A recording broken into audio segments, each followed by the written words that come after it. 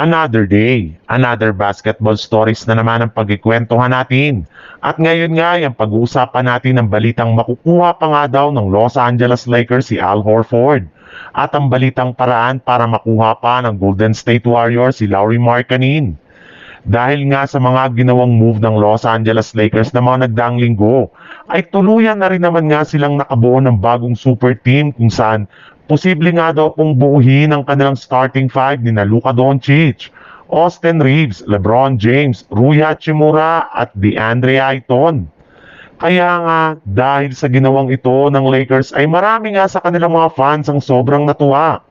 Pero hindi rin naman nga dyan nagtatapos ang move ng Lakers dahil ikinumpirma na nga ng isang insider na binabalakan pa nga nilang kunin ang veteran free agent big man na si Al Horford na balak nilang gamitin bilang backup center ni Ayton.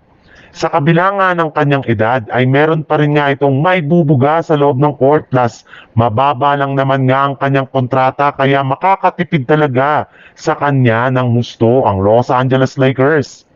Sa ngayon nga, isa pa lang naman nga itong ganap na unrestricted free agent kaya pwedeng-pwede pa nga talaga nila siyang bigyan at ofera ng kontrata sa mga susunod na araw. Mismong si Horford na rin naman nga ang nagsabi na gusto na maglaro sa isang contender kagaya na lang ng Lakers sa lalong madaling panahon. Sa ibang balita naman, isa nga sa mga team na kinakausap nila ngayon ay ang Sacramento Kings na nag-offer na sa kanila ng trade package na binubuo ni Dario Saric, Devin Carter at isang first round pick, kapalit lamang ni Jonathan Kuminga. Subalit hindi rin naman nga nagdadalawang isip ang Warriors sa tanggihan ng ganitong klaseng offer. Mas gusto nga nila na makakuha ng mas magagaling na player mula sa Kings. Nagkaroon rin naman nga ang Golden State Warriors ng isang bagong trade proposal sa Sacramento Kings kung saan papayag nga daw sila na ibigay dito si Jonathan Kuminga basta't makuha nila si Domantas Sabonis. Ang problema nga lang, hindi rin naman nga nagtagal ang ganitong usapin at proposal dahil agad rin naman nga itong tinapos at tinanggihan ng front office ng Kings.